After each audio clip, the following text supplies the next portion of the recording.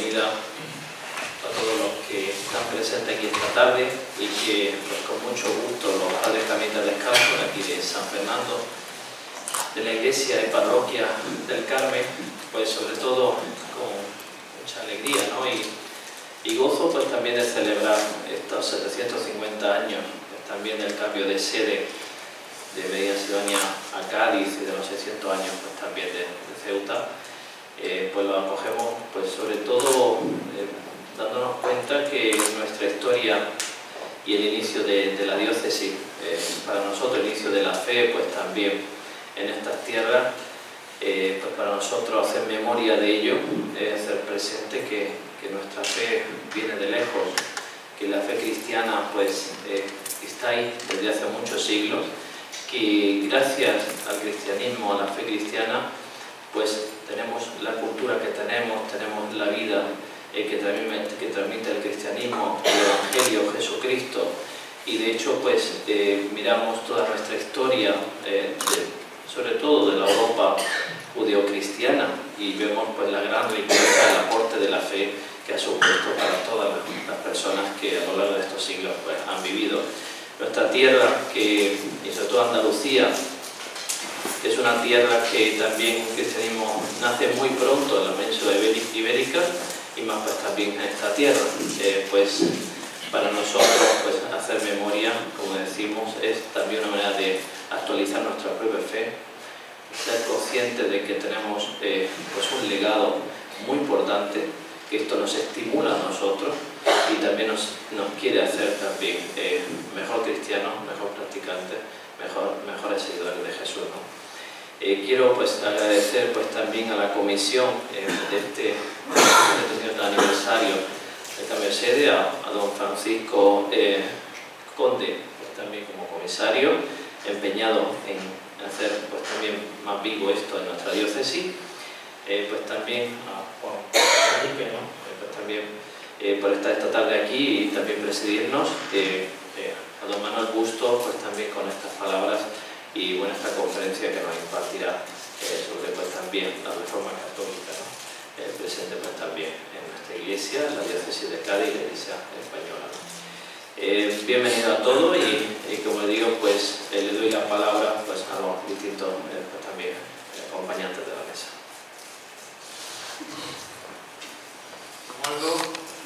Agradezco la confianza que se ha puesto en nosotros para la organización de este 750 aniversario y los actos a celebrar aquí en San Fernando. La comisión sabe que estamos a su disposición para lo que siempre, como siempre estamos, en todas las actividades culturales que se desarrollan en nuestra ciudad. Nada más, simplemente dar las gracias por la confianza que han depositado en nosotros y que sepan que pueden contar con nosotros para todo esto. Muchas gracias. Por la venia, señor director, por la venia, señor presidente, vamos a proceder a presentar al doctor Manuel Bustos para escucharle sobre su magnífica conferencia sobre la reforma católica del siglo XVI. Presentar al doctor Manuel Bustos brevemente es algo muy difícil, además por afecto, por años de conocimiento, de amistad, y su intensa actividad investigadora, ya les digo, es muy difícil presentarlo brevemente. Él es catedrático de Historia Moderna de la Universidad de Cádiz, es también director de la Real Academia Matritense de Heráldica y Genealogía, director de la Real Academia Hispanoamericana de Cádiz, en la actualidad miembro del Comité Científico de la Revista Hispanoamericana, es también él es miembro también de la Academia de Europa, miembro también de la correspondiente por la Real Academia de San Romualdo. Ha escrito numerosísimos libros, les puedo decir, en los cirujanos del Real Colegio de Cirugía de la Armada, el pensamiento socioeconómico de Campoamanes, un comerciante saboyano en el Cádiz de Carlos II, la memoria de Raimundo Lanteri en 1673-1700, Universidad de Negocios y Capitalismo en Cádiz, los Colarte, 1650-1750, los siglos decisivos en el año 1991, los comerciantes de la carrera de India en el Cádiz del siglo XVIII, 1713-1775, historia del saqueo de Cádiz por los ingleses de Fray Pedro Abreu, edición crítica, nota y manuscritos en el año 1996. Europa, de viejo al nuevo orden, del siglo XV al XIX, 1996. de Man en su tiempo, entre 1890 y de Man, 1897-1981, lo publicó en 1997, coincidiendo con el centenario del nacimiento de Pemán. El asalto holandés a Cádiz en 1596, Cádiz en el sistema atlántico, la ciudad, sus comerciantes y la actividad mercantil, 1650-1830, lo publicó en el 2005 y fue premio nacional a la mejor coedición, fue por la editorial Silex y la Universidad AUCA. Edad moderna de la monarquía hispánica, la crisis del antiguo régimen, Madrid Silex 2007. La paradoja posmoderna, génesis y características de la cultura actual, José María Pemán, el compromiso intelectual, CEO Ediciones, que dirigió esta edición. Recorrido por la ciudad de Cádiz y su historia, junto a Javier Navacué en Madrid, en la editorial Cine en el año 2012. Y 50, también ha trabajado el Concilio Vaticano II y su recepción en España. 50 años después, la Iglesia y los católicos tras el concilio, publicado por la BRAC en el año 2013. Pueden ver ustedes, aquí le he traído también creo que su reciente libro, que es El Consulado de Cargadores a India en el siglo XVIII, 1700-1830, años de trabajo. Recuerdo cuando éramos estudiantes, tuvimos el honor de ser alumnos suyos entre el año 96 y el año 2001, y siempre estaba allí. Les digo que estaba allí hasta el mes de agosto.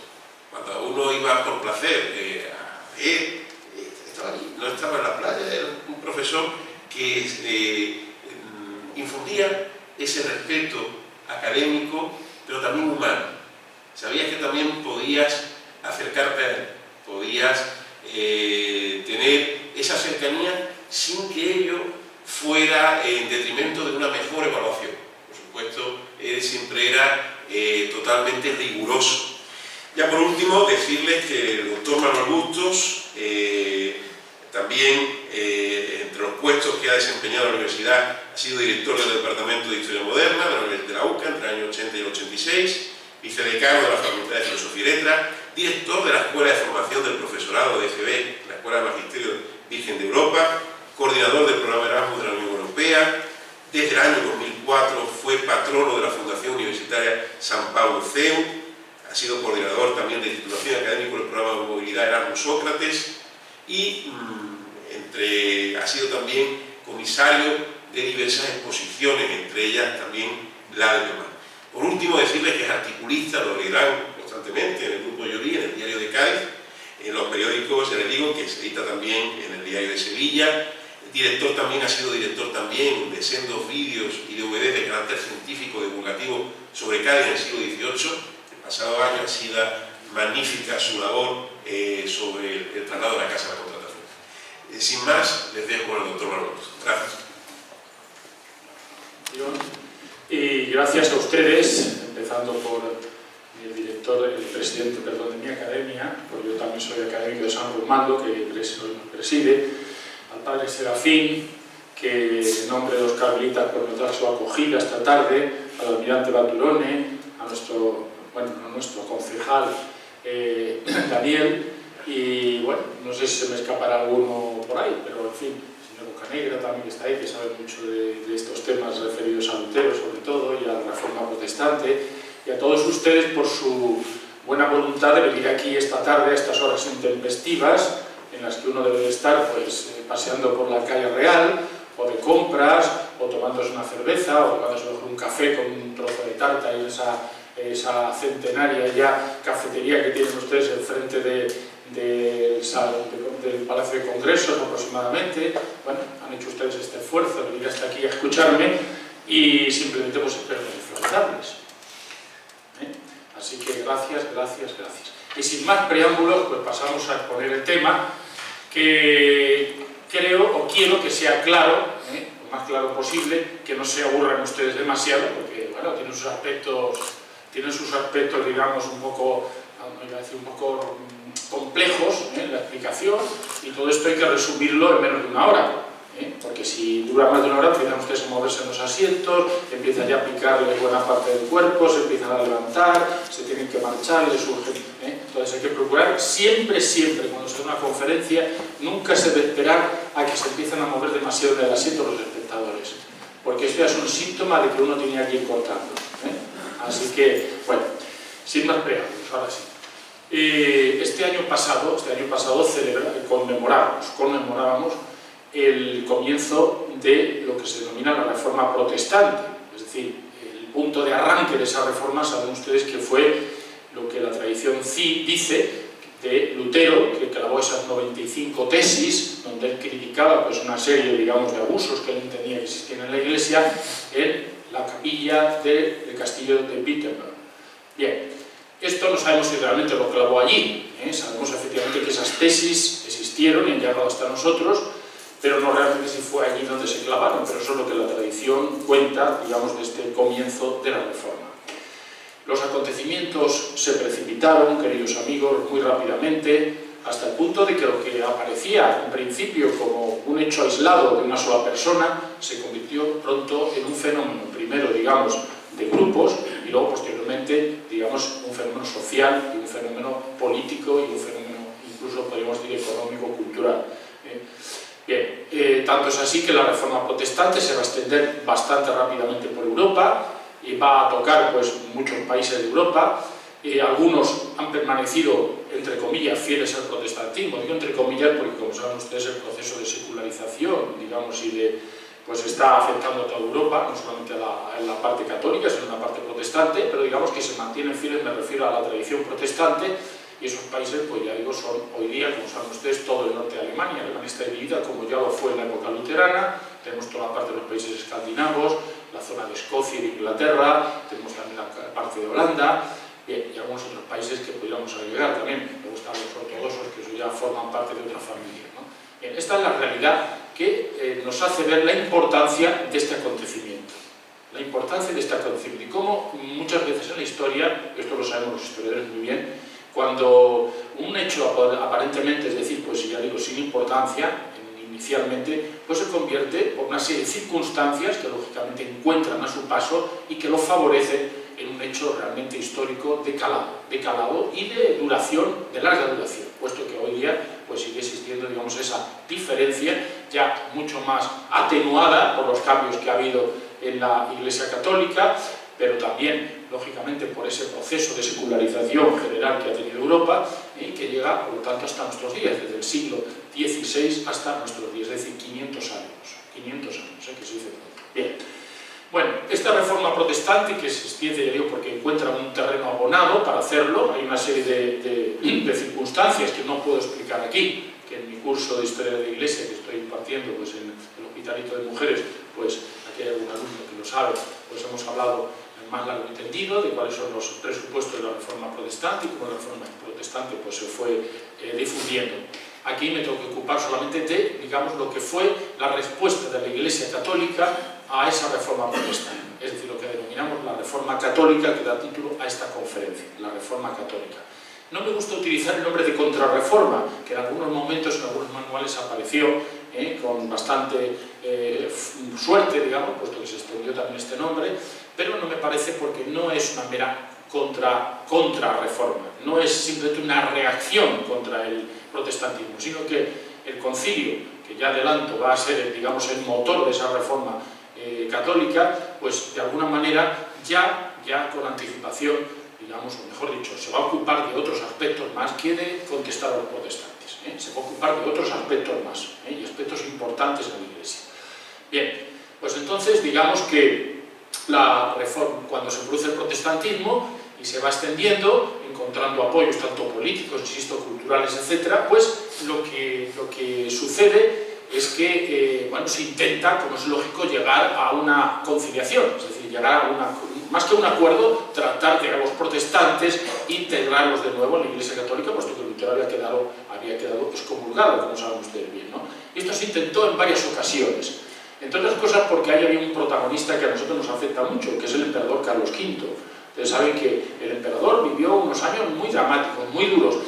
Esto explica que Carlos V se retirase a Yuste, a ese lugar tan apartado, hoy día ya muy turístico, pero apartado en medio de la sierra, al sur de la Sierra de Gredos, cerca de la Sierra de Béjar también, y que es realmente pues una tumba casi ya, puesto que el emperador va allí a morirse, a agotar los últimos años de su vida, un poco cansado físicamente, con una gota terrible a partir de las enfermedades, y también cansado psíquicamente, hasta el punto de que adelanta, digamos, igual que ha hecho el rey Juan Carlos, por causas diferentes con respecto a su hijo, pues él adelanta el traspaso de poderes a su hijo, a Felipe II, antes de fallecer él, precisamente porque es un rey cansado, agotado, que llega en muy malas condiciones a Ayustias, al que lo tienen que trasladar pues, unas parihuelas especiales a través de la sierra, en fin, unas circunstancias, ya digo, también del tipo climatológicas malas, adversas, y allí va a morir el emperador Carlos V.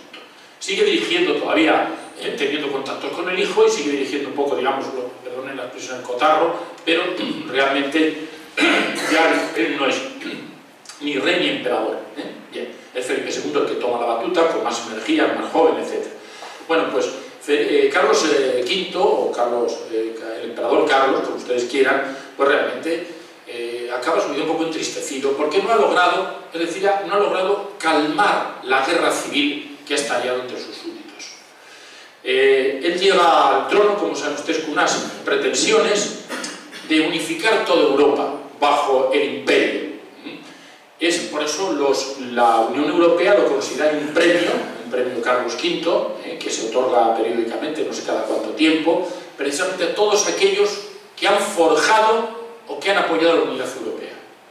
¿Y por qué lleva este nombre de Carlos V? Pues lleva el nombre de Carlos V porque Carlos V, en cierta manera, animado por los erasmistas, tiene una concepción de la política como una concepción imperial, pero de unión bajo la cristiandad, de la cual el emperador sería, digamos, la figura central, aunque luego existirán reyes en cada uno de los territorios que componen el título que hereda el Sacro Imperio Germánico, que es el heredero a su vez del Imperio Romano, cristianizado, como saben ustedes bien. Bueno, pues esto fracasa totalmente, y no solamente fracasa la idea, que era una anticipación de lo que podría haber sido una comunidad europea, a Banaletto, ¿no? Como dicen los franceses, sino que además termina sus días viendo a sus súbditos separados, divididos entre protestantes y católicos, y no solamente divididos, sino enfrentados, aunque es verdad que la paz de Habsburgo pone fin, digamos, temporalmente al conflicto,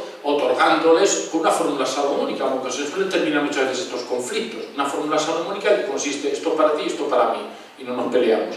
Entonces, aquellos territorios que quedan bajo, digamos, un príncipe y abrazo del protestantismo, pues serán lugares protestantes, serán territorios protestantes. Aquellos, en cambio, que hayan quedado bajo la égida de un príncipe católico, serán católicos. Y, por lo tanto, los súbditos de uno y otro rey tendrán que obedecer al catolicismo, al protestantismo, o marcharse a abandonar el territorio si no pertenecen a la misma confesión que su príncipe. ¿Lo ven? Bien, pues esa es la fórmula salomónica que se da después de años de lucha. Y después de los intentos previos, antes del Concilio de Trento, de intentar llegar a, digamos, a integrar de nuevo a los protestantes en la Iglesia Católica, integrar a Lutero fundamentalmente y a sus seguidores. Esto se intenta varias veces, como he dicho, primero Worms, la primera dieta que se convoca. La dieta es como el Parlamento Europeo de la época, ¿no? El Parlamento Alemán, perdón, de la época, ¿no? Todavía creo que el Parlamento Alemán se sigue llamando la dieta, si no me falla la memoria. Por lo tanto, la dieta de Worms, y luego finalmente esta paz de Habsburgo, esta dieta de Habsburgo, que tampoco logra éxito. La única que acude, en los únicos encuentros que acude Lutero, es el primero, este de Worms, donde acude él personalmente y termina aquello como el Rosario de la Aurora. Luego ya después la siguiente reunión va a tener lugar posteriormente, y en esa reunión acude Melanchthon, que va a ser, digamos, el enviado de Lutero, mucho más condescendiente, más partidario de ceder, pero que finalmente Lutero no acepta los acuerdos en principio a los que había llegado Melanchthon con la Iglesia, y en consecuencia sigue la ruptura. Bueno, esto es un poco contado muy a grosso modo, a pinceladas, a brochazos, casi impresionistas, digamos, esa reforma protestante que tiene mucho más enjundia, evidentemente, de lo que yo aquí les he dicho. Y bien, antes de 1545, que como bien ha dicho Francisco Licerio Conde, pues empieza el Concilio de Trento, antes ya la idea de convocar un concilio está presente en la cristiandad. La tiene Carlos V, que lo que desea fundamentalmente es llegar a, en fin, poner fin al enfrentamiento entre sus súbditos. Lo quieren también otros príncipes, otros no lo quieren, también hay que decirlo, Y el propio Papa, los propios papas, porque se van sucediendo distintos papas, la duración de un pontificado no era como las de ahora, las últimas que hemos tenido, no han sido duraciones, bueno, sobre todo la de Juan Pablo II, bastante larga, sino que eran mucho más cortas, porque llegaba digamos, la esperanza de vida era más corta, y luego porque llegaban bastante ancianos, digamos, ya al pontificado, en muchos casos, ¿no? Ancianos para la época, insisto, Bien, pues entonces hay papas pues, que van a apoyar, que lo ven con claridad esto de que hay que convocar un concilio, y otros que no lo ven tan claro. Finalmente, Pablo III termina en 1545 abriendo el Concilio de Trento. El Concilio de Trento que se va a extender durante bastantes años, es decir, tenemos en cuenta que termina en 1565, 43, perdón, que he dicho, 63, perdón, he dicho, 45 al 63. Es decir, son muchos años de duración, pero no van a ser seguidos las sesiones. Tengamos en cuenta que las sesiones se van a dividir en tres grandes fases. En tres grandes fases, aproximadamente de una duración en torno a los 3 años en cada una de ellas, en las cuales la más probablemente va a ser la última, la de los años 63 al 65. Ya me estoy guiando yo. Perdón, los años últimos, los 3 últimos, del 60 al 63. Bien, 63 van a ser los años, digamos, más en que se va a dar mayor impulso al concilio. Los primeros años, en cambio, son más de titubeos, en definitiva, son más de titubeos. Bueno, bien, ¿qué ocurre? ¿Por qué el concilio se cierra y se abre continuamente? Bueno, pues porque el concilio está inserto, digamos, en una Europa en armas, en Europa en guerra, en Europa bélica, y por lo tanto de enfrentamientos. Y el concilio se va a ver afectado fundamentalmente, y yo les ponía a mis alumnos el otro día como ejemplo precisamente esto, muy parecido a lo que ocurre aquí en San Fernando. En San Fernando comienzan las Cortes, pero ¿por qué se tienen que marchar las Cortes de aquí? Bueno, primero por una parte por el avance francés, que se va haciendo cada vez más próximo a San Fernando, y piensan que en Cádiz va a estar más amurallado, mucho más defendido, los diputados y las sesiones de las Cortes, y luego por otro lado porque también hay periodo de epidemia, que finalmente también estalla la epidemia en Cádiz, como saben ustedes muy bien. Bueno, pues estos son los dos elementos básicos también que vuelven a los padres conciliares, teólogos y obispos, prelados en general, que van a acudir a esas cortes, entre ellos algunos, como ha dicho Paco Glicerio, pues también algunos de obispos que eran obispos de Cádiz. Bueno, pues esos prelados, esas reuniones se van a ver amenazadas por las epidemias, y también se van a ver amenazadas por el peligro de la guerra, es decir, que la guerra va avanzando y que en un momento determinado los protestantes pueden llegar allí a las puertas de Trento y pueden de alguna forma pues, irrumpir en las sesiones y producir una matanza, en definitiva, ¿no? Bien, entonces esto explica, ya digo, esa larga duración. Bueno, vamos a ver los contenidos del Concilio de Trento, que van a ser, pero primero, ¿qué se pretende ya con el Concilio de Trento cuando se convoca y cuando se empiezan las primeras sesiones? Bueno, progresivamente, si en un primer momento inicial lo que se pretendía era intentar de nuevo integrar a los protestantes, es decir, los protestantes aceptaran, quizá haciendo algunas concesiones, no sustanciales, pues eso se difuminó rápidamente porque los protestantes no acudieron, no hubo representación protestante, no hubo representación luterana ni calvinista dentro del Concilio de Trento desde sus primeros momentos. Por lo tanto, va a ser un concilio católico fundamentalmente, concilio ecuménico, que van a participar gentes procedentes de distintos países, pero un concilio donde no va a estar presentes los protestantes. Eso tenemos que verlo. Bien, entonces, cuando se inaugura el concilio, pues bueno, pues empiezan ya los debates a veces fuertes, es decir, no pensemos que el concilio fue un camino de rosas.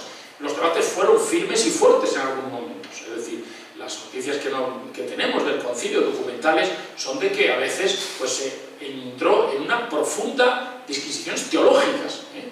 Claro, tenemos que tener en cuenta los personajes que había en el Concilio de Trento en esos momentos. Había grandes teólogos y la participación española y la dotación de teólogos españoles de gran calado era muy importante. Es decir, cojan ustedes los mejores teólogos del siglo XVI y pónganlos en el Concilio de Trento, que ustedes acertarán porque van a estar allí presentes. Van a estar presentes Báñez, Daza, Melchor Cano, etc. Van a estar presentes en ese concilio. Y por tanto los debates tienen una gran altura, algo que hoy día echamos de menos muchas veces en los debates que vemos tanto de tipo político como de otro tipo, en que hay mucha superficialidad, muchas veces un escaso conocimiento de los temas, ¿no? Aquí, sin embargo, hay grandes teólogos que se han formado, muchos de ellos en Salamanca, el convento de San Esteban de Salamanca para proporcionar el convento dominico, digamos, una parte muy importante en la formación de esos teólogos que van a acudir a Trento, y por consiguiente, digamos, esa formación se va a traducir, digamos, en debates muy fuertes, muy importantes, ¿no? Y también a veces apasionados, porque lo que está en juego es nada más ni nada menos que buena parte de lo que va a ser los propósitos del Concilio de Trento, una vez que ya se pierde de vista la posibilidad de un acuerdo con los protestantes. ¿Cuáles van a ser sus objetivos? En primer lugar, uno muy importante es, digamos, perfilar el depósito de la fe. Es decir, perfilar el depósito de la fe, clarificarlo. El Concilio de Trento no inventa nada en cuanto a la fe se refiere. Lo que hace es que lo perfila, lo matiza y lo clarifica. Es un concilio quizá en cuanto a sus documentos que van a salir de los más claros, Incluso hoy día, a pesar del lenguaje, podemos acercarnos a él y entender lo que son las conclusiones del concilio, porque están redactadas con bastante claridad en general. Bien, esto por luego, clarificar la doctrina, clarificar el depósito de la fe. Bien, en segundo lugar es la labor misionera, es decir, el concilio tiene que representar un verdadero impulso, o diríamos misionero, en esta época se llamaría catequético, de catequesis. Es decir, hay que hacer retornar a la Iglesia por la palabra, por la razón, a todos aquellos que se han alejado de ella, y formar mejor a los propios católicos. Esos van a ser los propósitos. No solamente a destra, sino a cintra. Es decir, una de las cosas que ha percibido el concilio y que ya se sabía desde la época anterior a los protestantes, era de que la formación de los propios sacerdotes, de los católicos en general, una formación muy deficiente. Y eso había, lógicamente, con auténticas aberraciones, digamos, en cuanto a lo que se creía, lo que decía la Iglesia, etc., ¿no? O un descuido total de las oraciones, etc. Bien, pues todo eso hay que quitarlo como mediante, digamos, la catequesis, mediante la predicación, mediante la labor misionera, hacia extra, hacia afuera y hacia adentro. Y en tercer lugar, una reforma muy importante, la reforma interior de la Iglesia, la reforma interna de la Iglesia. No todo lo que criticaron los protestantes era falso, sino que había muchas cosas, sobre todo de costumbres, esto de la falta de formación del clero y los católicos también, que eran realidad. Lo que pasa es que ya la reforma católica había empezado, ya la Iglesia había empezado, mejor dicho, la reforma interior mucho antes. De hecho, recordemos, ustedes habrán visto la película de Isabel la Católica, de Isabel se llama así, en la televisión, que tuvo muchos capítulos. Ahí aparece la figura del cardenal Cisneros, que fue una figura importantísima. Precisamente este año que ha terminado hemos celebrado también su centenario. Es una figura clave de la historia de España, una figura que en unos momentos delicados, ahora nos haría falta un Cisneros. Una persona, digamos, con una clarividencia, con una fortaleza tremenda, en un momento muy conflictivo y en el que estuvo a punto de romperse también la unidad del imperio. Bueno, pues Cisneros va a lograr, digamos, con mano firme en algunos momentos, también con suavidad en otras, pero con un gran conocimiento y con un gran sentido de la austeridad, intentar la reforma del franciscanismo. Él mismo incluso, ya sabéis esa escena que es cierta, ¿no? Que iba él en un burro montado, él personalmente con su hábito, convento franciscano por convento, para ver cómo estaban esos conventos, supervisarlos y de esta forma hacerles que se reformaran y desecharan los abusos que se pudieran cometer dentro.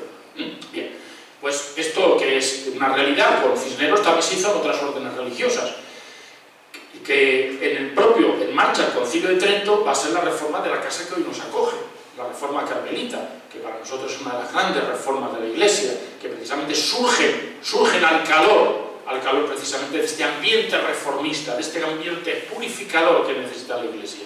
Y si ustedes leen a Santa Teresa, al comienzo de sus escritos, verán ustedes cómo ella pone dos cosas. Dice, primeramente dice, a ver si reformando la orden, siendo nosotras más perfectas, lo que diríamos hoy más santos, de esta forma atraemos de alguna manera nosotros al seno de la Iglesia a todos aquellos que se han separado. Ya se refiere fundamentalmente a los hugonotes franceses, en un caso, pero se está refiriendo en general a todos aquellos que han quedado fuera de la Iglesia. ¿Cómo se puede conseguir esto? De lo que podemos hacer nosotros como mujeres que somos, y como personas que no tenemos el dominio de la teología, hacen falta todo, hacen falta los teólogos, dice en un momento determinado, que son como los soldados, es decir, los que combaten con la razón, combaten con argumentos, y luego hace falta la oración, la trastienda que ponen Carmelita, mediante un proceso de propia purificación de ellos mismos. Bueno, pues bien, este proceso que ya digo que se puede generalizar a otras órdenes, aunque esa va a ser paradigmática, y no porque esté ahí en la casa de los carmelitas, que yo sea un teresiano impenitente, pero tengo que hay que reconocer realmente que esto es así, esto fue así, ¿no?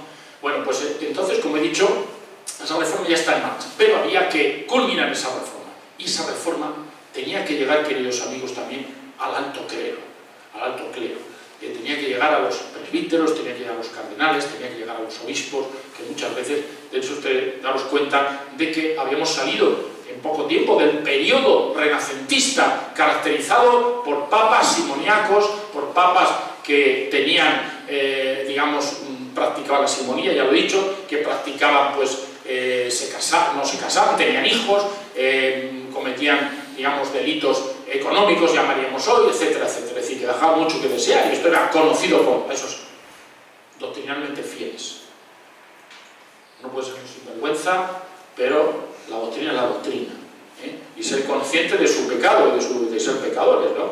Y otra cosa es querer, digamos, adaptar la realidad, es decir, pecaminosa, digamos, a mí para que me favorezca, no convertirme yo, sino decir que lo que manda la Iglesia está mal para de esta forma acercarla, y yo de esta manera pues tratar de salir boyante, ¿no? salir bien, ¿no?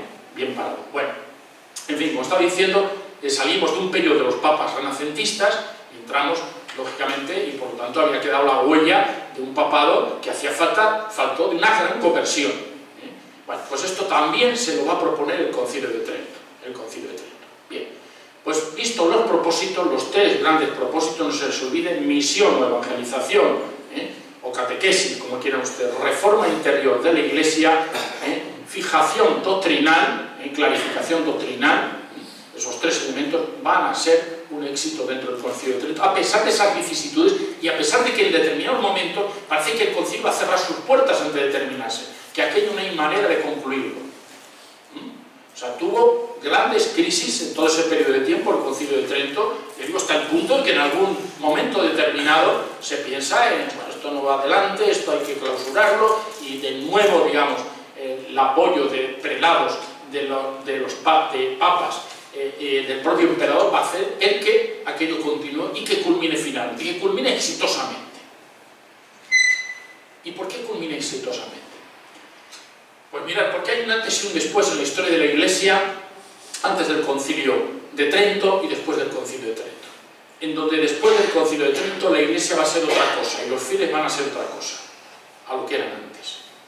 En segundo lugar, desde un punto de vista mucho más material, mucho más físico, mucho más externo, porque va a dejar su huella indeleble en el campo de la cultura. Una cultura que va a irradiar por toda Europa, incluso a la Europa protestante, a la Europa protestante. Bueno, pues vamos a ir sin más preámbulos a meternos un poco, a bucear en esos elementos, digamos, tanto doctrinales sobre las fuentes de la fe, como en esos elementos reformistas internos de la Iglesia que van a salir del Concilio de Trento. Sobre el depósito de la fe. Sola fides, solo la fe salva. Lutero. ¿Qué dice la Iglesia? ¿Qué dice el Concilio de Trento? La fe sin obras, como dice Santiago, sería fe muerta. En consecuencia, no basta la fe solamente para la salvación. Lutero, que había vivido un proceso interno muy duro, un proceso psicológico fuerte, había sufrido mucho, y que encontró, digamos, en la fe únicamente, digamos, en la misericordia en última instancia de Dios, a través de la fe, la posibilidad de salvación, cuando las otras cosas parece que le habían fallado. En este caso, digamos, la Iglesia recuerda a sus fieles que no solamente basta con la fe para la salvación, sino que también hay que hacer obras. No porque las obras por sí mismas, dice el Concilio de Trento, valgan la salvación. Las obras por sí mismas no son suficientes para la salvación. Lo que produce la salvación es el sacrificio de Cristo en la cruz, asumiendo todos los pecados de los hombres. Ese es el verdadero motivo, mejor dicho, el centro de la salvación. es verdad que pide, diríamos hoy coloquialmente, pide que también el hombre colabore, y por lo tanto queda al margen otro de los elementos del protestantismo que habían sido más fuertes dentro del protestantismo, la predestinación. La predestinación. El que ya estamos predestinados a la salvación, a la condena, hagamos lo que hagamos. Sobre todo en Calvino esto va a ser una cosa tremenda, ¿no? Y que va a muchos quebrados de cabeza. Bueno, pues es, incluso hasta nuestros días, es una de las cosas que hoy día los protestantes lo han suavizado muchísimo. Claro, es una cosa muy dura decirle a una persona que haga lo que haga, ya está predestinado a la salvación, o a la muerte, perdón, o al infierno, haga lo que haga, es durísimo, ¿no? Es durísimo. Entonces, claro, eso niega la libertad. Es que tiene una trastienda antropológica, niega la libertad, porque yo ya no puedo poner nada, haga lo que haga por salvarme. No soy libre. No soy libre. Si estoy condenado, estoy condenado. No puedo zafarme de la condena. Y si estoy salvado, estoy salvado. De nada vale lo que haga, ¿no? Bueno, puede valer para efectos inmediatos, míos o personales o de mi círculo, pero no mucho más. ¿Ven? Luego, no solo la fe, sino también las obras. Añade la Iglesia Católica. Segundo, sola Escritura, solo la Escritura. Es decir, no hace falta, por lo tanto, para el protestante clásico, para Lutero y para los que le van a seguir, no hace falta iglesia, no hace falta sacerdotes, no hace falta obispos, no hace falta mediaciones para la relación del hombre con Dios. La palabra, la Biblia, solo la Biblia. Y luego, que cada uno la lea y que saque sus conclusiones de la lectura que hace personal de la Biblia. Que ya el Espíritu Santo le llevará por el camino correcto. Claro, aquí está ya, digamos, el eje de lo que va a ser la división, la diáspora protestante. La diáspora de las múltiples iglesias protestantes que existen hoy día. Ayer leí una estadística, pero no, se me ha olvidado traérsela para que veamos de la cantidad de iglesias protestantes que existen hoy día, o digamos, semiprotestantes, o próximas al protestantismo. ¿Por qué? Porque, claro, desde el punto y hora en que la interpretación es libre, que la interpretación la hago yo, pues surgen los líderes que forman su propia iglesia, con sus correligionarios. ¿No ven? Bien, mientras que la iglesia se mantuvo, a pesar de, desde el cisma de Oriente y del cisma de Occidente, se mantuvo unida a la iglesia. La iglesia católica, lo que va a ser la iglesia católica. Bien, por entonces, como decía, no basta solamente con las escrituras para la Iglesia Católica, sino que también añade, atención, con igual veneración, la tradición, con mayúscula. Y es importante esto porque hoy día, simplemente es una observación que hago, evidentemente, de que es algo un hecho en la Iglesia, porque se nos ha colado la idea de que basta con la Biblia. Y que por lo tanto todo aquello que no esté en la Biblia, también dentro de la iglesia, muchas veces muchas comunidades, que lo que está en la Biblia es lo que vale, y que por lo tanto todo lo demás que no aparece en la Biblia con claridad, bueno, eso hay que se ha ido añadiendo como una cebolla, no es la ley de la cebolla, esos tres está el núcleo, que es la palabra de Dios, y luego a lo largo del tiempo la iglesia, a sus prelados, sus teólogos, han ido añadiendo una serie de cáscaras, y lo que hay que hacer es quitarle todas las cáscaras para quedarnos con la palabra. Esa es un poco la idea que tienen algunas comunidades, Sin embargo, no es lo que dice el Concilio de Trento. El Concilio de Trento lo que dice es que la tradición, llamémoslo así, legítima, es decir, a través de los apóstoles, a través luego, digamos, del magisterio, también es un elemento fundamental al que tiene que seguir el cristiano, que tiene que obedecer, y que da la interpretación correcta, digamos, de lo que el Señor Jesucristo pide a sus seguidores, pide a la Iglesia. La tradición con la misma veneración, fijaros bien, con la misma veneración. Bueno, por lo tanto, la Biblia, claro, así entendemos que la Biblia, hasta los años 60, después del Concilio Vaticano II, yo lo explico en el librito ese que escribí hace unos años, como yo, mi primera Biblia de nácar colunga, fue precisamente en la puerta de mi parroquia en Madrid, cuando acababa de cerrarse el Concilio Vaticano II y empezaron a venderse Biblias, porque antes era muy raro la casa en que tenía una Biblia. Y entonces la gente nos hemos llevado la mano a la cabeza, pero ¿cómo se puede ser cristiano católico sin la Biblia. Pues entendía la Iglesia que ya el magisterio de la Iglesia, digamos, recogía lo que Jesús, lo fundamental que Jesús había dicho y que se lo transmitía a los fieles, y por lo tanto los fieles, a través de la obediencia al magisterio de la Iglesia, no necesitaban prácticamente de más para la salvación, para seguir el camino correcto. Esta era un poco la idea. En segundo lugar, porque tenían la experiencia de lo que había ocurrido con los protestantes, cómo había conducido una lectura demasiado libre, digamos, a errores doctrinales importantes. Había concluido eso. Luego, la única forma es, lógicamente, que la Iglesia, a través de la tradición, que es la heredera, por así decirlo, de esa tradición, que entiende el Concilio de Trento, entiende que esa tradición, la Biblia también es tradición, que Dios ha hablado a los hombres de dos maneras, oralmente y, digamos, en un momento determinado a través de esos hombres que lo escriben, pero antes de ser escrito es tradición. La Biblia es tradición, ya, oral. ¿Lo vemos? Eso es la apoyatura, digamos, que aparece en las conclusiones del Concilio de Trento. Bueno, bien, entonces, aclaremos el aspecto doctrinal, no basta la sola fe, no basta la sola Biblia. Hay que añadir la tradición, hay que añadir las obras. En tercer lugar, los sacramentos. Los protestantes se habían criticado, lógicamente fijándose exclusivamente en la Biblia, y dicen, bueno, pero sí, ¿dónde está el sacramento de la extremunción? ¿Y dónde está el sacramento del matrimonio? ¿Y dónde están los otros sacramentos? No aparecen. Aquí lo único que aparece es que se bautiza a la gente, luego el bautismo es un sacramento, y aparece la Santa Cena, la Eucaristía. No, solo dos sacramentos. Sobran 5. ¿Qué reafirmará la Iglesia Católica en Trento? 7 sacramentos. Lo que venía diciendo desde hacía tiempo, no era una novedad tampoco, 7 sacramentos. Y el concreto, el de la Eucaristía, distinto a como lo entienden los protestantes. Ya sabemos que los protestantes entienden la Eucaristía según la rama protestante de distinta forma, como consustanciación, como mero apariencia, o como mera subjetividad, o la transustanciación en el caso católico.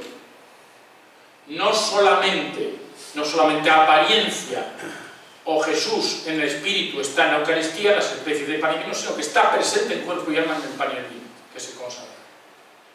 Mira el Concilio de Trento. Bien, por eso, claro, lógicamente ahí no podrá haber durante mucho tiempo la Eucaristía. Ahora hay por ahí una cosa que está circulando, que quiere hacer una especie de Eucaristía ecuménica, en donde nadie se sienta, digamos, ninguna rama protestante y nadie se sienta molesto, sino que todo el mundo pueda entrar en ella, pero realmente durante toda la historia de la Iglesia, desde la Reforma Protestante, como he dicho, no ha sido posible la validez de la Eucaristía para la Iglesia Católica en las iglesias protestantes. Bueno, bien, los 7 sacramentos. ¿Qué Biblia tiene que haber una Biblia oficial y tiene que haber unos textos oficiales para evitar la diáspora, para evitar, digamos, bueno, pues el que, digamos, cada uno interprete o vaya por un sitio, ¿no? Entonces, del Concilio de Trento sale también varias cosas. Primero, el texto oficial de la Biblia de la Iglesia es la Vulgata, la traducción de San Jerónimo. Por eso San Jerónimo tiene tanta importancia en la iconografía católica. Continuamente aparecen figuras, casi todos los pintores en algún momento han pintado o han esculpido a San Jerónimo. Porque San Jerónimo, además de eremita, de ermitaño, es también un gran, digamos, traductor, que se formó en Belén durante un tiempo aprendiendo el hebreo para hacer la traducción del griego y del hebreo al latín. Y luego, el catecismo oficial de la Iglesia Católica, el breviario de la Iglesia Católica y el misal. Esos 3 elementos más oficiales que han persistido, salvo excepciones, hasta el Concilio Vaticano II. Hasta el Concilio Vaticano II.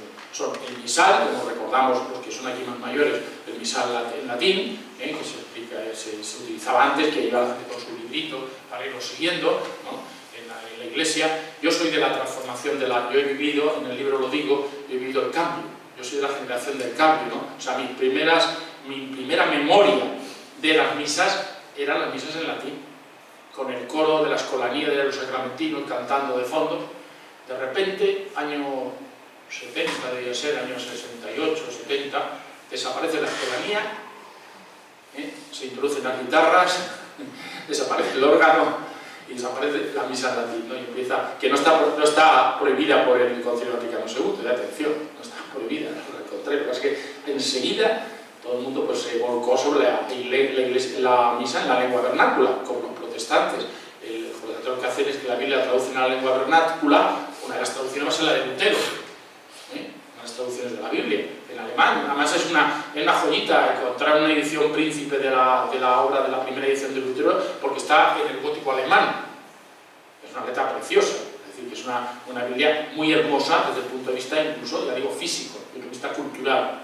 Bueno, pues entonces, como decía, la Vulgata, el breviario, el misa y el catecismo. ¿Por qué el catecismo? El catecismo, que fijaros bien, ha estado en vigor hasta el Concilio Vaticano II también, en que prácticamente después de unos intentos de retomar el catecismo va a ir progresivamente desapareciendo hasta el catecismo que aparece en la época de Juan Pablo II, ¿no? El catecismo, ¿por qué? Pues mirad, porque lo que pretende la Iglesia, hemos dicho que era el Concilio de Trento, era catequizar, retornar, es decir, la gente supiera las verdades fundamentales de la fe, las oraciones básicas, se las conociera de memoria y luego reflexionase a posteriori sobre ellas. Entre otras cosas, pues conoces, diría la Iglesia, ¿no? Si tú no conoces los contenidos de la fe, difícilmente, digamos, puedes reflexionar sobre la fe y profundizar en la fe. Entonces, los elementos básicos de la fe, en una forma, para la época, pedagógicamente muy valiosa, puesto que los protestantes también la siguieron, que era pregunta-respuesta, pregunta-respuesta. ¿Lo veis? La forma de memorizarlo. Entonces hoy ya nos reímos mucho de eso. Ay, que oye, fíjate tú, había que aprendérselo de memoria, las cosas de la fe que se pueden aprender de memoria. Mire ustedes, eso es una didáctica pedagógica. Ya sabemos que no se la fe o se tiene, o sea, se trabaja o no se, y si no se trabaja no hay fe, pero es verdad que ayuda de alguna manera, digamos, al recordatorio de las verdades de la fe, a las oraciones. Porque, ¿qué ocurre? Y ahora vamos a, bueno, ahora cuando veamos los frutos muy rápidamente, porque voy ya para el tiempo, ya veremos ahora en qué medida surte efecto esto. Bueno, digamos, reforma de la, esto más o menos, olvido algunas cosas, digamos lo que se refiere a los contenidos de la fe, etc. Reforma interna de la Iglesia. ¿En qué va a consistir? Pues reforma interna de la Iglesia va a consistir, por un lado, reafirmar digamos, el papel central del Papa como cúspide de la Iglesia católica, de los cardenales, obispos, es decir, una Iglesia jerarquizada. No de pastores, en un sentido que todos son iguales, sino una iglesia jerárquica. El Papa, digamos, sería la cúspide, luego van los cardenales, luego van los obispos, los presbíteros religiosos, etcétera, hasta llegar a diáconos, etcétera, las distintas órdenes, hasta llegar pues, a los fieles, ¿no? De alguna manera. Bueno, reafirmar todavía no la infabilidad, que eso tendrá que esperar al siglo XIX para convertirse en dogma de fe, infabilidad del Papa, pero sí el Papa como de alguna forma depositario último de la interpretación de la fe, de las dudas que puedan surgir dentro de la fe, ¿no? Católica. Bien, eso por una parte. En segundo lugar, los obispos, que aquí lo ha desarrollado muy bien, además es un gran experto, Francisco Glicerio Conde, es un gran experto en ese tema, su tesis doctoral precisamente versa sobre los obispos de Cádiz. Bueno, pues los obispos. ¿Qué hay una tesis después? Los obispos antes se les otorgaba una sede, pero una sede en la que no tenían funciones pastorales que hacer.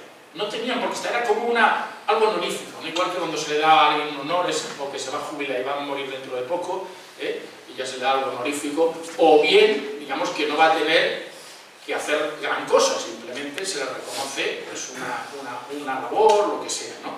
Bueno, pues digamos que esos papas tenían una sede, primero porque les daba unas ciertas prebendas, y luego por el honor, la honra que comportaba el ser obispo de tal sede, aunque no estuvieras en ella ni la conocieras. Y todos los obispos anteriores, digamos, al Concilio Vaticano, perdón, al Concilio de Trento, por ser la mayoría de ellos obispos ausentes, como muy bien tratado, obispos con unas amplias raíces italianas, que seguramente no sabían ni hablar español, me imagino, porque no pisaban la sede.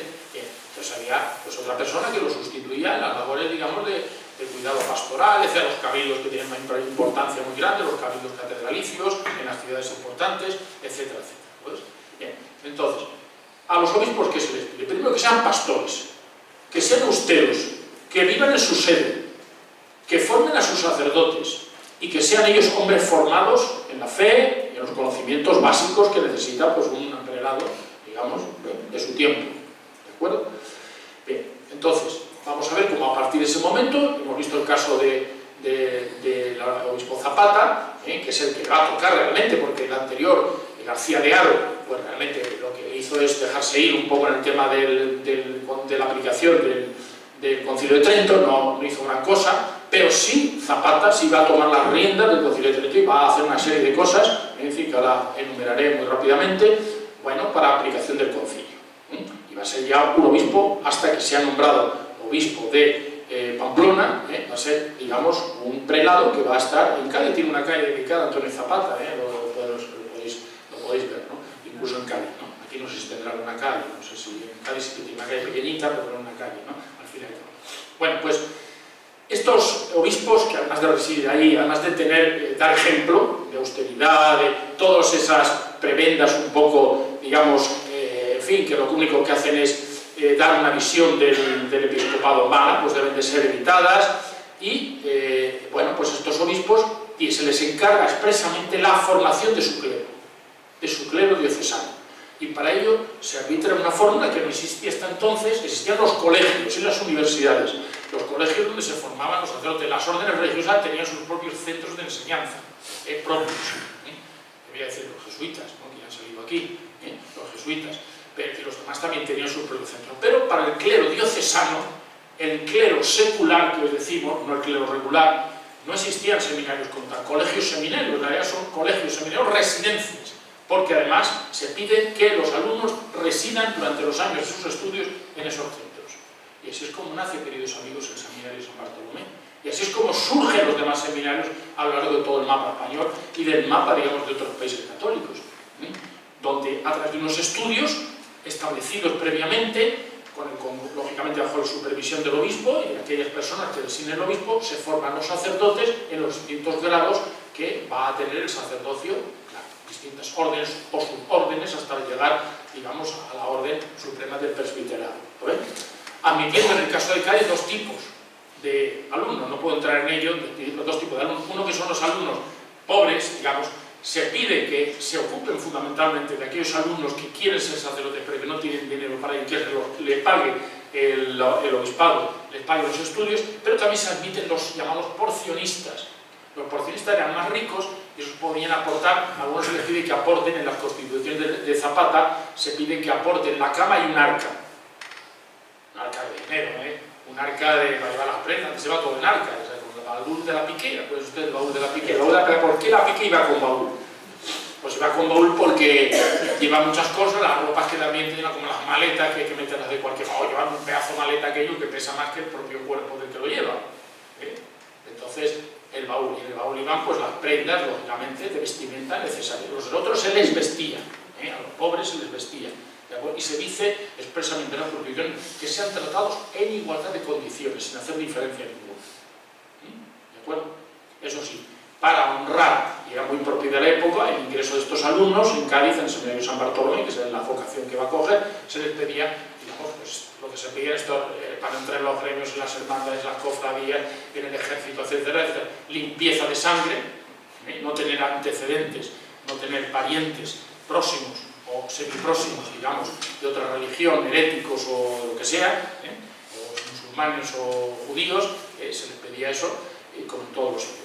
Bueno, bien, entonces, como he dicho, la reforma va a consistir en las visitas pastorales, fundamental, las visitas al Límina a Roma para dar cuenta de la situación de la diócesis, que conoce muy bien nuestro amigo Francisco Liceo. Cuando hoy me ha dado por igual que lo del concilio cambiar la fecha y llamar de Francisco José, que no se llama Francisco José, Francisco Liceo. Bueno, pues ahí va a ser una fuente de una gran riqueza las visitas al Límina, a Roma, porque los obispos es donde le cuentan al Papa, se lo dan por escrito, se lo cuentan, no pueden hablar de todos los detalles, una visión así general, y luego le dan los escritos donde está desarrollada la situación de la diócesis.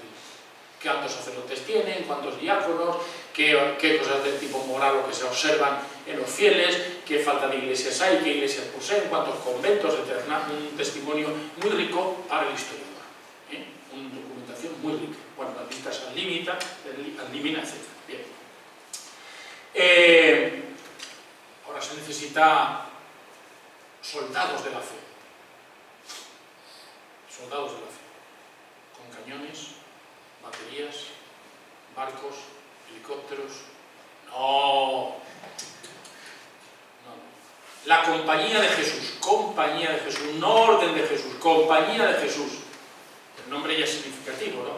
Que no van a ir armados, sino su fuerza va a estar precisamente en la palabra y en el arrojo y en la obediencia al Papa. Mándanos donde nos necesites. Esta sería un poco la premisa de la Compañía de Jesús en esos tiempos, cuando se inaugura. Cuando es aprobada por el Papa, a principios de los años 40, es en 1542, si no me falla la memoria, es aprobada la orden, finalmente, después de muchos tira y afloja, y esa orden se pone, por el cuarto voto, al servicio del Papa. Mándanos donde nos necesites. ¿Y para qué nos necesitas? Para ser tus soldados, para reconquistar el terreno perdido a manos de los protestantes. Y nuestra querida católica, nuestra católica Polonia, digo para los católicos, pues resulta que fue reconquistada de esta forma. Si habéis estado en Praga, habéis visitado el Colegium Jesuítico, ¿no? Donde está un centro de formación para todos aquellos jesuitas que iban a trabajar en Europa Central para la reconquista mediante la catequesis, mediante la formación, digamos, de los territorios que habían pasado a manos de los protestantes. Y luego su especialización en dos terrenos. Las periferias, como diría el Papa Francisco, las periferias, que no es nuevo, pero ya lo han dicho los papas, las periferias, y por otra parte las élites. Hay que trabajar en las periferias. Reducciones del Paraguay, que yo pude visitar, si habéis estado en las reducciones del Paraguay, son interesantísimos, en medio de la selva. Las reducciones del Paraguay con los indios, en medio de la selva, pero también los colegios de élite, porque si las élites están cristianizadas, son católicas, redundará y atraerá a otras personas de otros estatus sociales a catolicismo. Es una estrategia misionera importante que progresivamente en el siglo XX pues, ha ido progresivamente, sobre todo a partir después de la Segunda Guerra Mundial, abandonando un poco la Iglesia, ¿no? Esto de las élites, pero que es importante desde ese punto de vista, ¿no? Desde el punto de vista catequético, de atraer a otras personas, digamos, a la fe, mediante el ejemplo de, digamos, esas personas. De ahí se van a los mejores colegios, digamos, de élite, Francia. Bueno, y ustedes, casi todos los grandes pensadores salen de colegios jesuitas. Lo que pasa es que luego algunos salen rana, ¿no? Entre comillas, ¿no? En los de rana, salen contrarios. Pero ahí se forma Descartes, por ejemplo, en colegios jesuitas. Bien. Es católico, Descartes no es el caso de que se convirtiera al protestantismo, ni que se hiciera ateo, ni nada, fue católico, ¿no? Pero digamos que se forman en ese colegio, y muchos otros más, ¿no? Colegios de jesuitas. Bien, entonces ya tenemos la Compañía de Jesús actuando en este sentido. Y luego la última fruto del concilio. Dos, me voy a referir porque ya voy muy mal de tiempo y quiero acabar. Dos, que no puedo dejar de decir, que serían para otra charla, para otra conferencia, ¿no? La primera de ellas fue parte de la siguiente pregunta. ¿Realmente mejoró la formación de las personas, de los católicos, después de lo que había decretado el Concilio de Trento?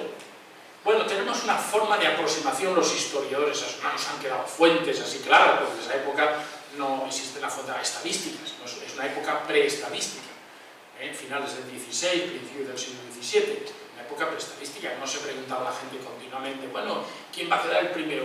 ¿El Ciudadanos, el PP, Podemos, no sé qué? Y yo, no, pues yo pienso que no sé qué, pues a mí no me gusta ninguno, pues a mí yo el tal. Bueno, ahí podremos continuamente dando información de esto y de muchas más cosas. Ha habido hace poco pues, un essay sobre la juventud, un informe de los marianistas, sí, los marianistas, efectivamente, también sobre este tema, y en fin, así, sobre cualquier tema que toquéis, ahí está, no hay esta. Lo que solemos utilizar los historiadores. En el caso español tenemos una fuente muy importante que ha sido utilizada, muy interesante, que es la Inquisición, las fuentes inquisitoriales. Porque en la Inquisición pasaban mucha gente. Unos eran condenados y otros no eran condenados, pero tenía un registro muy pormenorizado, digamos, de los reos, las personas que estaban incursas, digamos, en algún tipo de delito, contra la fe o de tipo moral, etc., ¿no? Porque no solamente eran delitos contra la fe, también de tipo moral. Y entonces se observa un antes y un después. Los tribunales que han sido investigados, en las fuentes se ve como si antes del Concilio de Trento aquellas personas que llegaban ante los tribunales les preguntaban, vamos a ver, ¿cuáles son las oraciones fundamentales del cristiano. No saben o contestan, no sabía una y media, siendo católicos, declaradamente católicos. Vamos a ver, ¿cuáles son las principales verdades de la fe en católico? Unos decían alguna cosa, otros decían la contraria, o sea, la gente estaba un poco perdida. Hay estadísticas, pero no las he traído para no cansar, ¿no? Después del Concilio de Trento, las personas interrogadas por la Inquisición conocen en porcentajes muy altos las oraciones, conocen las verdades fundamentales, conocen el credo, lo cual se ve que ha habido ahí un paso importante, digamos, en cuanto a conocimiento de los fundamentos de la fe católica. Bien, esto es una fuente más, por supuesto que puede haber otras, pero importante, interesante, porque es verdad que ante un tribunal tú no mientes, en este caso, porque te jugabas el pellejo, entonces se procuraba decir, lógicamente, pues todo lo más que pudiera saber. Por cierto, que una pequeña anécdota, un día se lo dije a mis alumnos cuando estaba yo explicando la Inquisición, bueno, porque una de las cosas que hacía preguntarle a Reo las oraciones fundamentales del cristiano. ¿Quién sabe cuáles son las oraciones fundamentales del cristiano? Uno agachando la cabeza, por ahí metiéndose bajo la mesa, el otro... porque no saben recitar ya ni el Padre Nuestro, Hombre, eso lo digo, palabrita del Niño Jesús, como dicen, ya ni el Padre Nuestro, O sea que ya han creído, madre mía, ¿no? Entonces, bueno, no sé si alguno levantó la mano y se sabía algunas, pero la mayor parte de la gente no sabía las oraciones. Bien, eso es un tema. Y luego el tema que no puedo saber, que es importantísimo, que estamos aquí en un lugar paradigmático de eso. El tema de la cultura, el tema del arte, la cultura en general y el arte en particular, donde va a haber un despliegue a través de todo un estilo, que no voy a decir que se crea a raíz del Concilio de Trento, pero que va a encontrar el Concilio de Trento para aplicar, digamos, sus objetivos, un elemento, digamos, que le viene como anillo al dedo, el barroco. Este barroco tan nuestro, tan andaluz, pero no exclusivamente andaluz, extendido por toda España y por todo el mundo católico y con trasvase con sus formas específicas al mundo protestante, fue impulsado fundamentalmente después del Concilio de Trento, por el Concilio de Trento, como un elemento, fijaros bien, ya hemos hablado de la didáctica, es decir, cómo se puede entrar en una época que no existe internet, cómo se pueden divulgar las verdades de la fe, los dogmas de la fe, la vida de los santos, con una población mayoritariamente analfabeta, y entrarle también por la belleza, atención, esto lo dice muy bien el cardenal Salat, ¿no? Que sabéis que es un experto, todavía sigue siendo liturgista, no sé si va a durar mucho, pero de momento está de liturgista, ¿no? Responsable de la liturgia, y él habla en el libro precisamente que él tiene varios libros, ¿no? Que eso forma de encuesta, pues él habla de la importancia de la belleza para llegar a la gente a la fe, ¿no? Me decía un amigo ateo de la Universidad de Lovaina, pues de la Universidad de Lovaina, un amigo ateo, un catedrático de allí, dice, bueno, hablando un día me estuvo contando por su vida y tal, y bueno, yo dejé de ir, yo iba antes a la iglesia con mis padres hasta los años 60. Dice, es que, qué delito, hay que ver la iglesia, cómo se cargó la música sacra. Yo iba allí y dice, allí oías el órgano y daba gusto, dice, era una cosa que te metía, ¿no? Te introducía, ¿no? Y cómo hizo dejación de esa música, y poco a poco sustituyéndola no por una música mejor, sino por una música, digamos, ajeno a cualquier, de inferior calidad, eso cualquier musicólogo lo podrá decir. Esto no se puede generalizar en todos los casos. Evidentemente, entre las músicas que ordinariamente se cantan en la misa y la música de órgano hay una diferencia cualitativa sustancial. Bueno, pues bien, entonces él me dijo que a partir de ese momento que ya la iglesia empezó a desinteresar, es verdad que su fe sería en este caso pues, muy pobre, me imagino, porque claro, si era solamente por eso, porque pues no me parece suficiente, ¿no? Creo yo, pero él lo puso como un elemento muy importante, ¿no? Que había hecho. Los órganos empezaron a echar telarañas, etcétera, bien, ya a desaparecer, y luego desaparecieron los organistas. El problema que tiene las iglesias muchas veces es que el órgano no funciona porque no hay nadie que sepa arreglarlo, ¿no? Aparte que cueste caro o lo que sea, ¿no? Bien, a lo que voy. Entonces el arte. A través del arte van a rivalizar las órdenes religiosas europeas, americanas. No olvidemos que tenemos la trastienda americana, que no he hablado nada de ella. Se pierde parte de la Europa protestante, pero se gana para la catolicidad americana. Toda América española va a incorporarse al catolicismo, justamente coincidiendo con la diáspora protestante. Bueno, pues esta cultura van a rivalizar estas, entre otras cosas, porque buena parte de los beneficios económicos se invierten en obras de arte. Es decir, no solamente exige que la Iglesia tenga un protagonismo en el mundo de la cultura, sino también que haya fieles que en vez de gastárselo en chalet, o en yates, o en viajes por China y no sé qué, estén decididos a invertir en altares, en imágenes y a contratar los mejores orfebres o los mejores artistas. Muy bien que es un tándem, ¿eh? Es un tándem. Y eso se va a dar en, bueno, si tenemos el ejemplo de España, que es la España del siglo de oro, sino la España barroca, la España posconciliar de Trento. ¿Y cómo se puede llegar al fiel? Pues se puede llegar al fiel también mediante la humanización de las figuras religiosas. La humanización. Y así nos apareció un Murillo, y así nos apareció un Velázquez, en donde los Cristos, los santos, las vírgenes, la Inmaculada Concepción, antes de ser proclamado el dogma de la Purísima Concepción en el siglo XIX, es una niña, es una jovencita, que podía salir de cualquier familia sevillana. Y no digamos el San José y la Virgen y el niño de Murillo en la escena de la Sagrada Familia. Y así todo, y los santos. Santos pegados a tierra, santos con los manchones del camino, etcétera, etcétera. O esos cristos de la imaginería, ensangrentados, esas vírgenes dolorosas, etcétera, que lo que intentan es atraer también, llevarle a la fe, al fiel, fundamentar los dogmas, fundamentar, perdón, la vida de fe, a través, digamos, de la estética, a través de los mensajes que lanzan a través del arte. Donde el fiel, sin saber leer ni escribir, está viendo lo fundamental, porque se va a centrar en tres elementos, el barroco post-tridentino. Por un lado, la vida de santos, ya lo he dicho; por otro lado, la encarnación del Hijo de Dios, y sobre todo, la pasión del Hijo de Dios, porque una de las cosas que el Concilio de Trento hará ver, bueno, que va a salir como consecuencia del Concilio de Trento, que tampoco es nuevo, es la importancia de las postrimerías. Cómo Valdés Leal, más barroco y más post-tridentino puede ser los cuadros de Valdés Leal, del convento de la Caridad de Sevilla. Irlo a ver, por favor, es una maravilla. De todo el convento es una maravilla. Una obra de caridad, las obras de misericordia, resultado de la necesidad de obras también para la salvación. Bueno, pues eso se combina las obras de la caridad con el tempus fugit.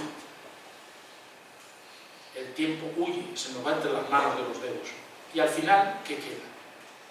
Y ahí van los obispos, y ahí van los emperadores, y ahí van los reyes a igualarse de la muerte. Tú puedes emborracharte, puedes pasar todo bien, pero nadie te va a librar de lo que te va a llegar. Y vas a dar cuentas a Dios.